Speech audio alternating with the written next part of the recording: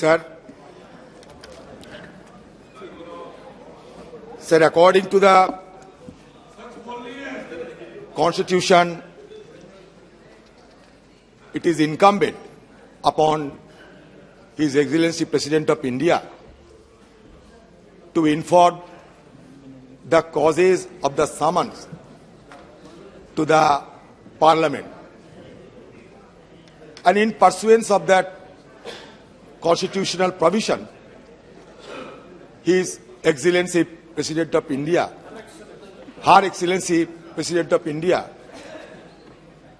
had addressed the joint session of Parliament, and that is why today motion of thanks on presidential address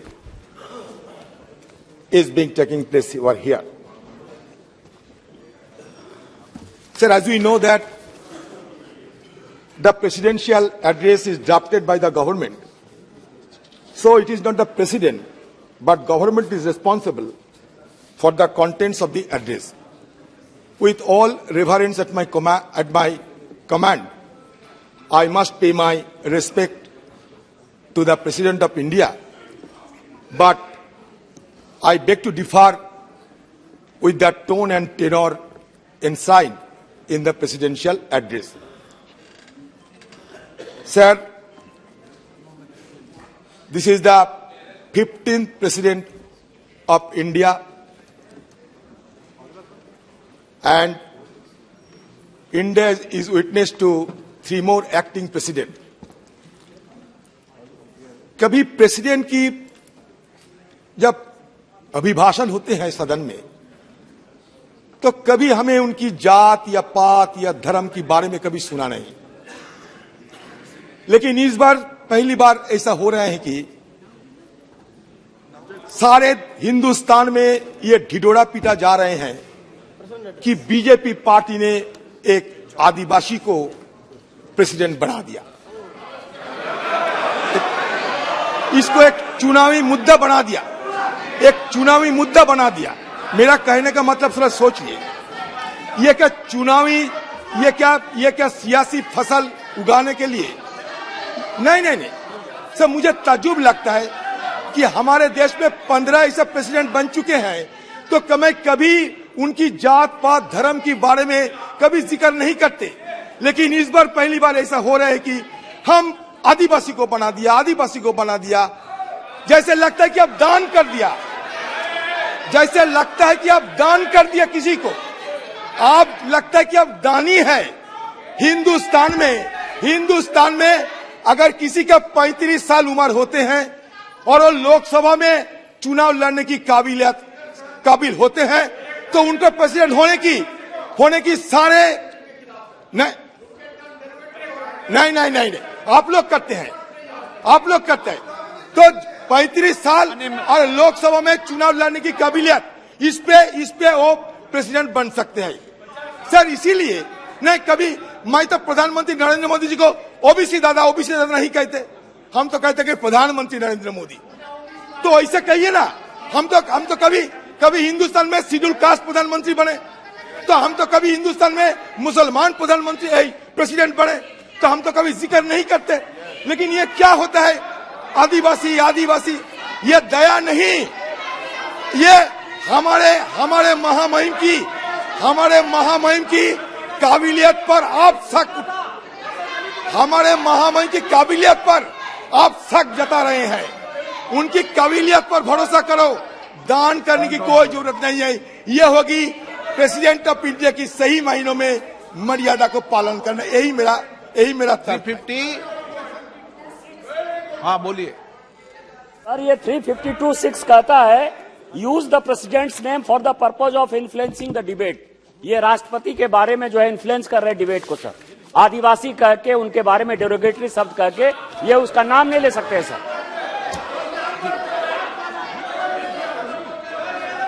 352(6) sir, इसको expand करिए sir. अभिभाषण पे कल से राहुल जी की भाषण होने के बाद सारे माहौल एक नया दिशा में आगे बढ़ रहे हैं।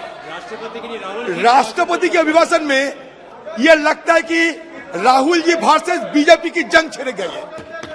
तो ये मैं ये समझूं कि ये राष्ट्रपति अभिभाषण नहीं, ये राहुल जी वर्सेस बीजेपी हो रहे हैं। हर व्यक्ति ने, अरे प्रधानमंत्री जी के आने का पहले बहुत सारे ये लेफ्टिनेंट जनरल, सारे ब्रिगेडियर जनरल को यह तैनात किया गया सिर्फ राहुल जी को ठोकने के लिए। इससे यह पता चलता कि Rahul ji has taken the right chord of the BJP party inefficiencies. ये राहुल गांधी जी साबित कर दिया है कि आप जितना चाहो राहुल गांधी को पप्पू बनाने की, राहुल गांधी जी खुद आपको पप्पू बना दिया। राहुल गांधी खुद आपको पप्पू बना दिया, आपको पप्पू बना दिया। इसीलिए कहिए ना गृह मंत्री जी। माननीय अध्यक्ष जी, ये माननीय सांसद को पप्पू नहीं कह सकते। माननीय सांसद है, इनको पप्पू नहीं कह पॉइंट ऑफ ऑर्डर बोलिए, पॉइंट ऑफ ऑर्डर बोलिए। आप गृह मंत्री पॉइंट ऑफ ऑर्डर बोलिए। आप जानते हैं मैं किस संदर्भ पे बात करते हैं, आप जानते हैं, बखूबी जानते हैं। राहुल गांधी जी सही जगह पे निशाना साधा।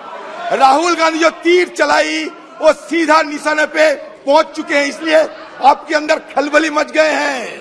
और ये खलबली के चलते ये बिखरा हुए बीजेपी पार्टी राहुल गांधी की खिलाफत में जुटे हुए हैं।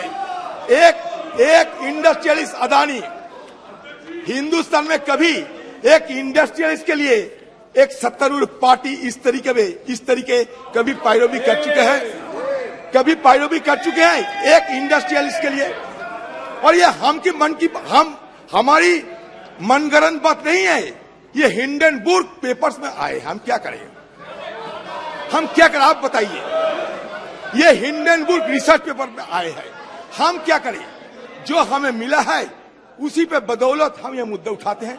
इसमें अन्याय क्या है, आप खुद बताइए, इसमें अन्याय क्या है। लेकिन आप अदानी की बात करते हैं तो आप गर्म हो जाते हैं, आप अधीर हो जाते हैं, आपकी जहन में सहन नहीं होते हैं। तो हम क्या कर सकते हैं। राहुल जी की बात में सारे हिंदुस्तान में चर्चा हो रहे हैं। आप मानो या ना मानो, आप मजाक उड़ा सकते हो, लेकिन कान खून के सुन लो। राहुल गांधी जी की बात में माननीय सारे सदस्य, हिंदुस्तान में चर्चा हो रही है। राष्ट्रपति भाषण बोलो, आप तो कहाँ उठकते हो।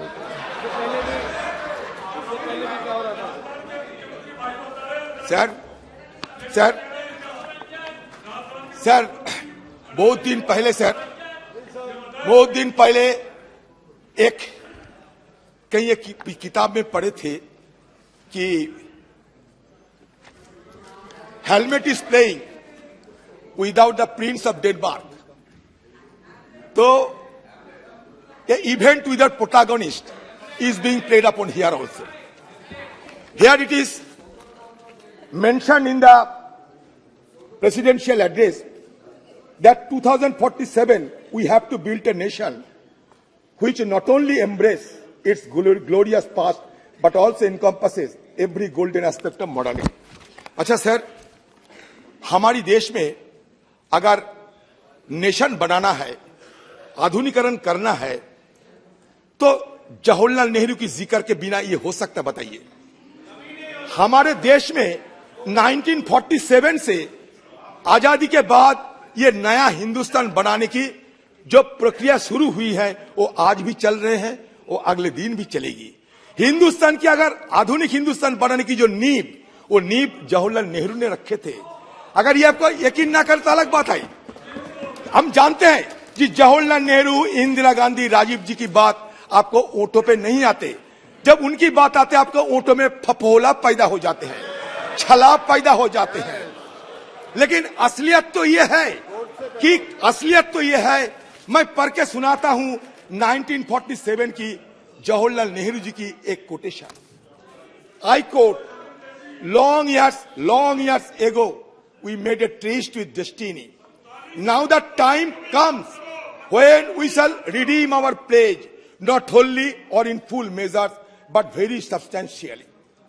At the stroke of the midnight hour, when the world sleeps, India will awake to life and freedom.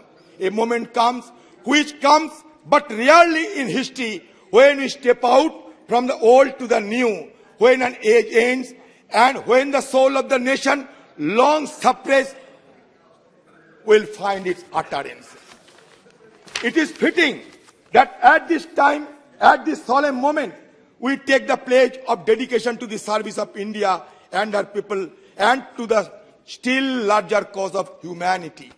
You know that India is recognized as a country and as a civilization, which is called an unending celebration of human pluralism. Plurality accommodates the differences, and the differences embody and enact dissent. This is the secret of India's survivability throughout the centuries. We should not forget this key secret of India's success. I would also refer another few lines from Nehruji's speech at the time. That is, that future is not one of ease or resting, but of incessant striving, so that we may fulfill the pledges we have so often taken and the one we shall take today. The service of India means the service of the millions who suffer. It means the ending of poverty and ignorance and disease and inequality of opportunity. आप नई बात क्या कहा बताइए? आज हमारे मंत्री कह रहे थे कि 7-8 करोड़ लोग बीपीएल सीमा के नीचे है. वो कम करके बोला 50 करोड़ से ज्यादा हो चुके हैं.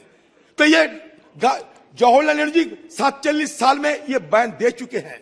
ये भी कहा था Jawaharlal Nehru ji, piece has been said to be indivisible, so is freedom, so is prosperity now, and so also is disaster in this one world that can no longer be split in isolated fragments. बताइए इसका जिक्र क्यों नहीं होता है?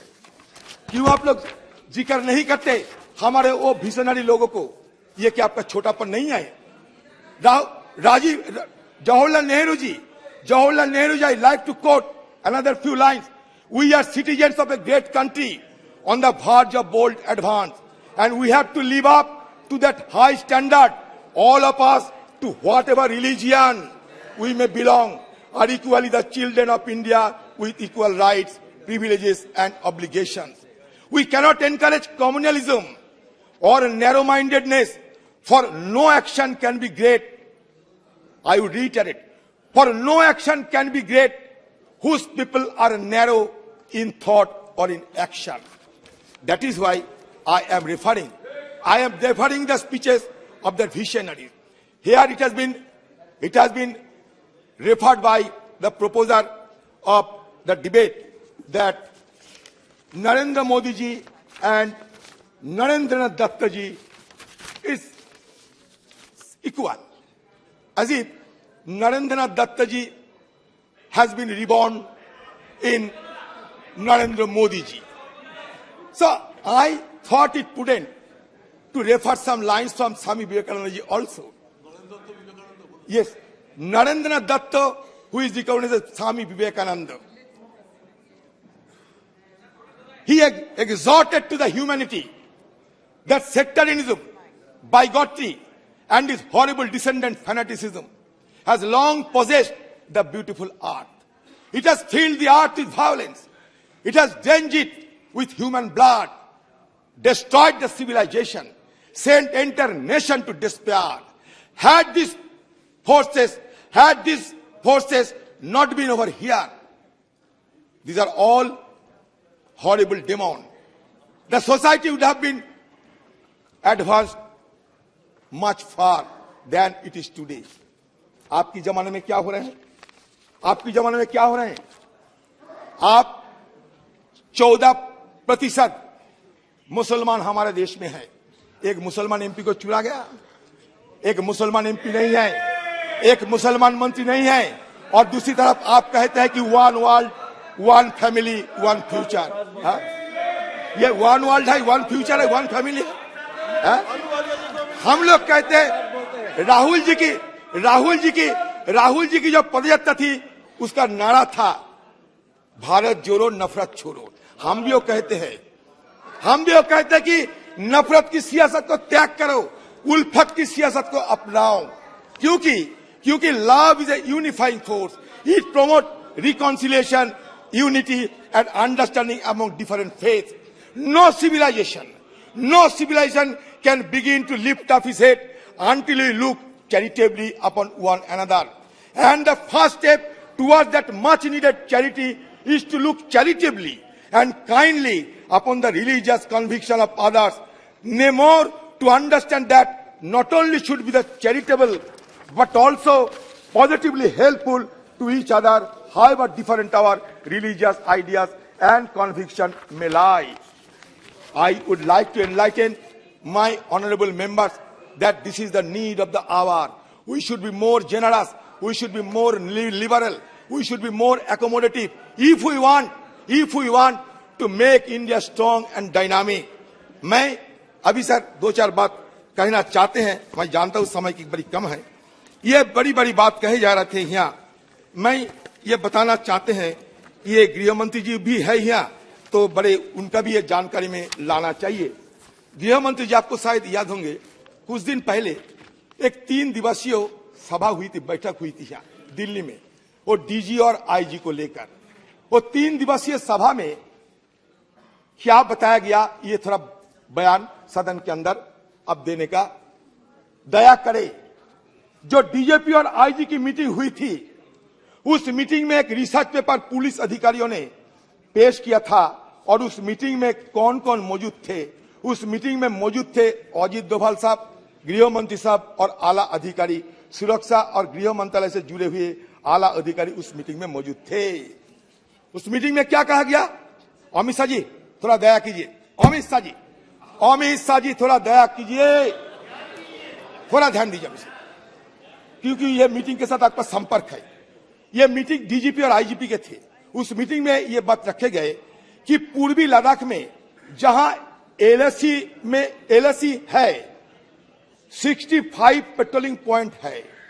इसी point है जहां हम गश्त करते थे, गश्त लगाती थी हमारी सेनाएं, हमारी सुरक्षा बल.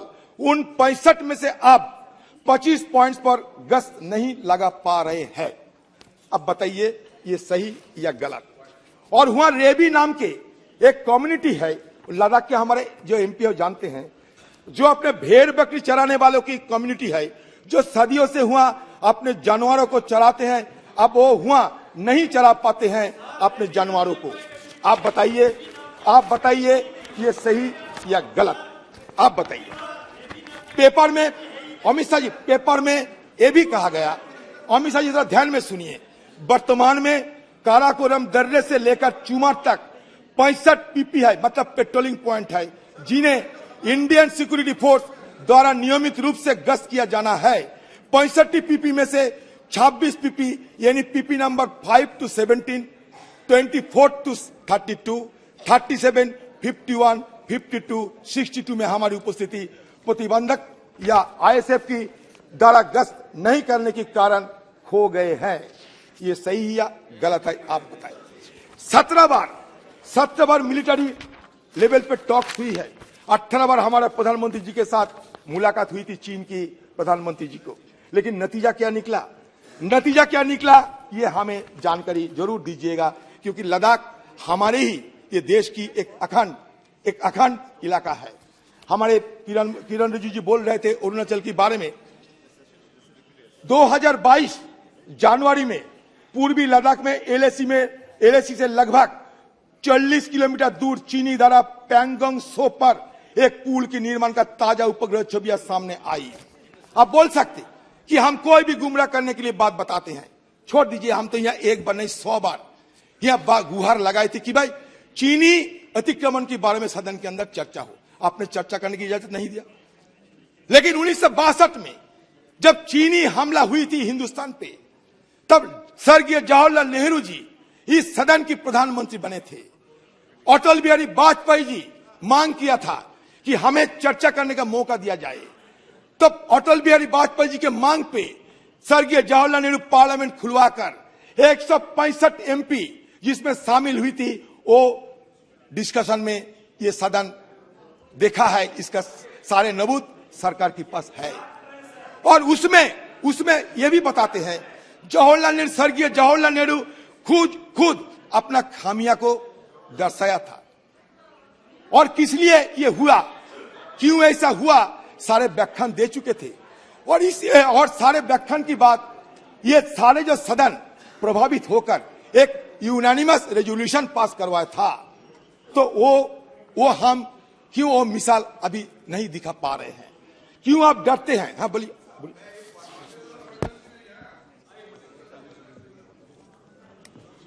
अधीर रंजन जी कह रहे हैं अभी क्यों ऐसा नहीं कर रहे हैं, क्योंकि उस वक्त खामियां थी, अभी कोई खामी ही नहीं है तो कैसे करें? हजारों हेक्टेयर भूमि हार कर आए थे तब जाकर चर्चा करी थी। क्या बात कर रहे हो? इस तरह से नहीं होता है। चर्चा कब हुई थी? हजारों हेक्टेयर भूमि हार कर आ गए थे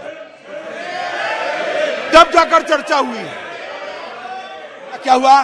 2000 स्क्वायर किलोमीटर अतिक्रमण हुई। आप नकार सकते, 2000 स्क्वायर किलोमीटर अतिक्रमण हुई।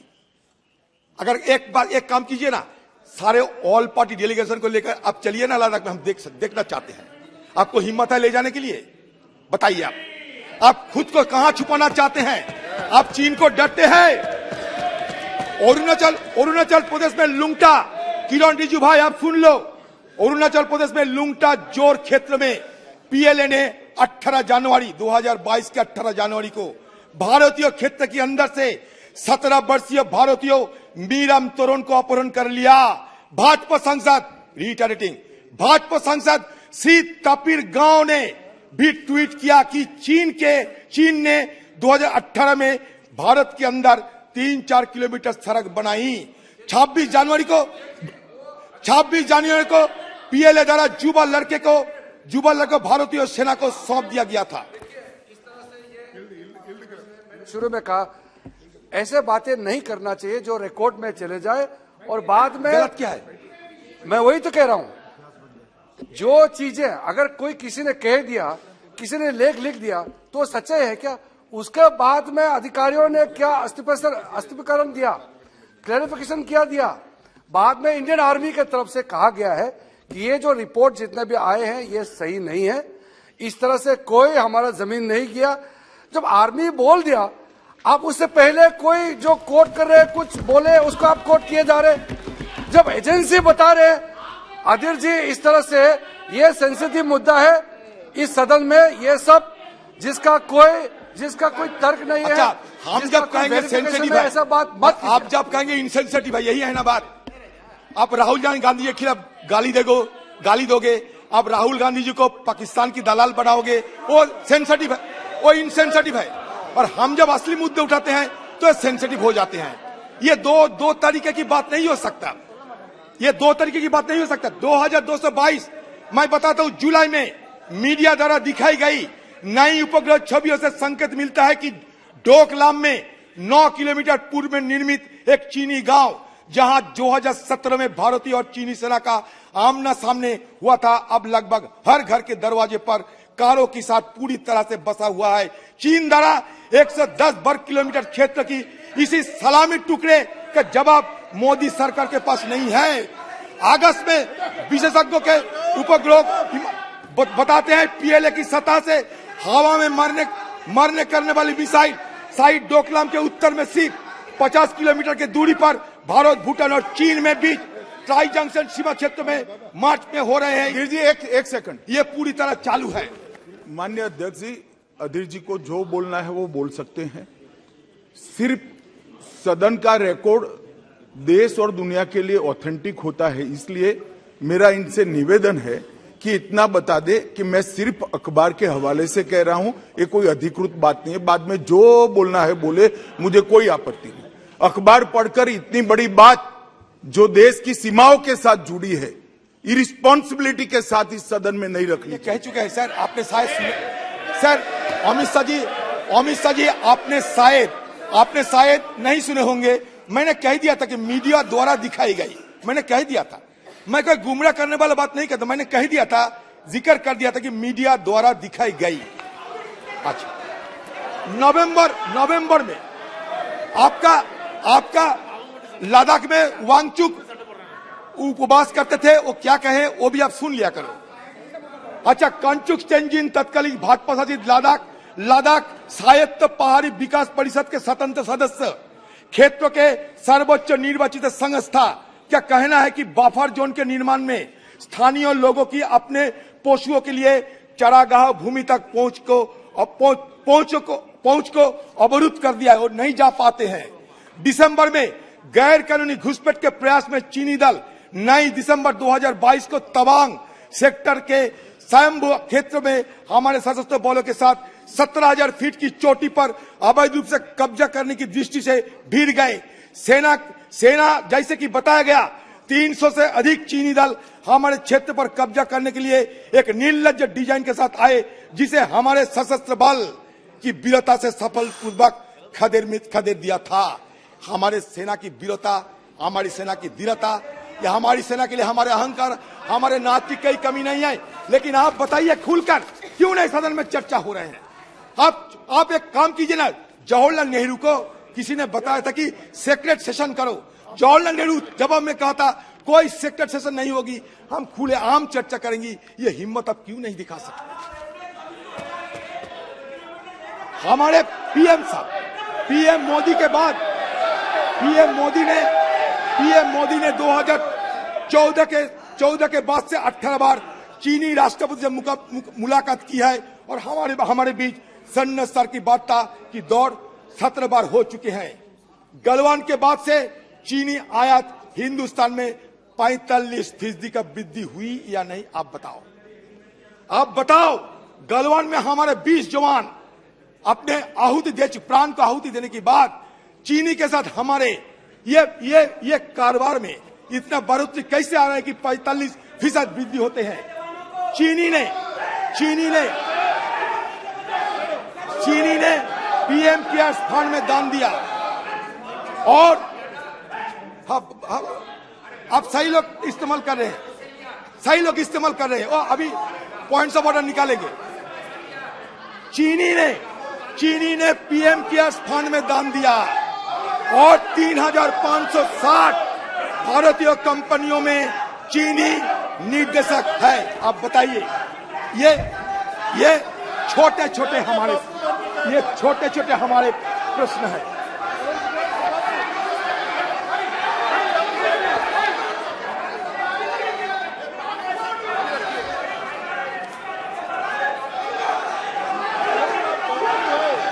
सर मेरा और एक बात कहना है। सर हिंदुस्तान में मैंने पहले भी कहा कि जहां 14% मुसलमान होते हैं, वहां मुसलमानों को क्यों इस तरीके की नफरत की निगाहों से देखा जाते हैं? मैं ये जरूर सवाल पूछूंगा, क्योंकि सर अगर खुशवंत सिंह जी, हमारे देश की एक जाने माने पत्रकार खुशवंत सिंह जी, उनका कहना है Indian freedom is written in Muslim blood since their participation in the freedom struggle was much more in proportion to their small percentage of the population. अगर हम सही बताओगे, आप कहेंगे कि हम मुसलमानों को चापलूसी करते हैं। बिल्कुल नहीं। मैं इतिहास की गवाह देना चाहते हैं। आप इतिहास को विरूपण करते हैं, इतिहास को छेड़छाड़ करते हैं, आप हमारे स्थिति लोप करने की हर संभव प्रयास करते हैं, एक एमनेशिया तैयार करना चाहते हैं, हाँ को ना को हाँ करना चाहते हैं, नई हिंदुस्तान की बात करते हैं। नई हिंदुस्तान में अगर सबसे जोखिम में अगर कुछ है, वो है हमारा अधिकार। हिंदुस्तान में सबसे जोखिम हालत में है हमारा अधिकार। ये हमारे अधिकार को छीन लिया जाता है। हमें कर्तव्य सिखाए जाते हैं, लेकिन कर्तव्य के पहले हमारा अधिकार क्या है ये तो बता दीजिए। हमारा बोलने का अधिकार नहीं है। देखिए, मीडिया वालों को यहाँ से निकाल दिया जाते हैं, ये मीडिया हमारे फोर्थ पिलर होते हैं। मीडिया वालों को घुसने नहीं दिया जाता है। क्यों आप मीडिया को डरते हैं? क्यों हमारे न्यायालय पे दबाव बनाते हैं? न्यायालय के खिलाफ कभी कानून मंत्री, कभी हमारे उपराष्ट्रपति जिस तरीके से बयान देते हैं, ये हमारे देश की जो बेसिक स्ट्रक्चर है, ये बेसिक स्ट्रक्चर को खतरा पहुंचाते हैं। हमारे देश का बेसिक स्ट्रक्चर क्या है? हमारा देश का बेसिक स्ट्रक्चर फेडरलिज्म है। ओके, हमारा देश का बेसिक स्ट्रक्चर धन्यवाद। राइट्स है। हमारा देश का बेसिक स्ट्रक्चर इंडिपेंडेंट जुडिशियरी है। इसमें खतरा पहुंचाने की कोशिश मत करें। धन्यवाद। 30 मिनट हो गए। धन्यवाद। 30 मिनट हो गए।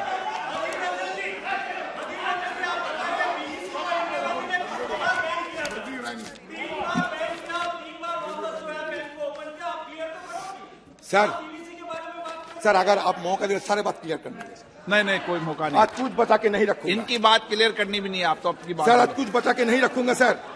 आज सर मैंने ताजुब लगता है सर। देखिए मैं खुलेआम कहता हूं अदानी जी के साथ हमारे कोई जाति दुश्मनी नहीं है, अंबानी के साथ हमारे कोई जाति दुश्मनी नहीं है। हम भी चाहते हैं हिंदुस्तान में और तरक्की हो और इंडस्ट्रियलिस्ट पैदा हो। हमारे इस सिस्टम पे तर्क है। Thank you. ये सिस्टम के खिलाफ हमारा इल्जाम है। दिलीप सेकिया जी,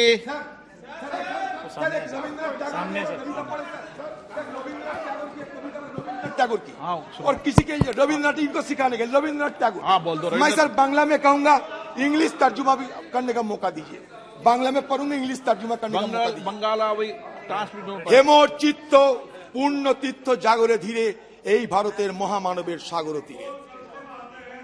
কেহ নাহি জানে কার আহ্বানে, কেহ নাহি জানে কার আহ্বানে কত মানুষের ধারা দুর্বাসতে এলো কোথা হতে সমুদ্রে হলো হারা। হেতায় আর্য হেতা অনার্য, হেতায় দ্রাবিড় চীন, সখুন্দর মোগল পাঠান এক দেহ হলো লীন।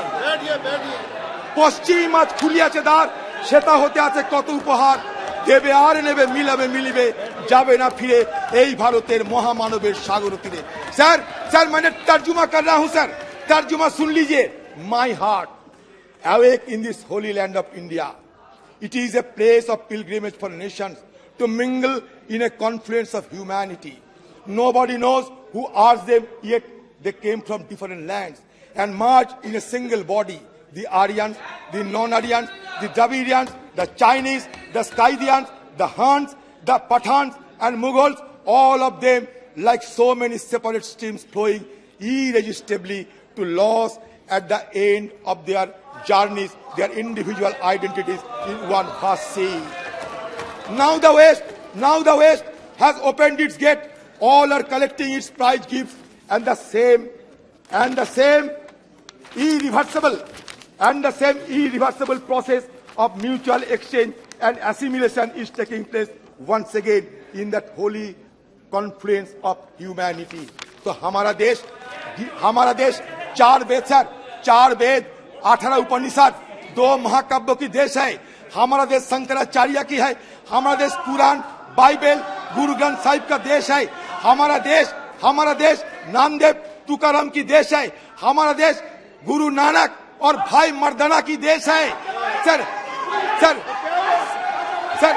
हमारा देश बुद्ध और ऋषि, हमारा देश बुद्ध और ऋषभ देव की देश है। हमारा देश चेन्नैया और बसवापन्ना की देश है। हमारा देश कबीर चैतन्य की देश है। हमारा देश निजामुद्दीन औलिया और मोइनुद्दीन चिश्ती का देश है। ये देश को बचा के रखिए, यही मेरा निवेदन है। जय हिंद, जय भारत। दिलीप सेकिया जी।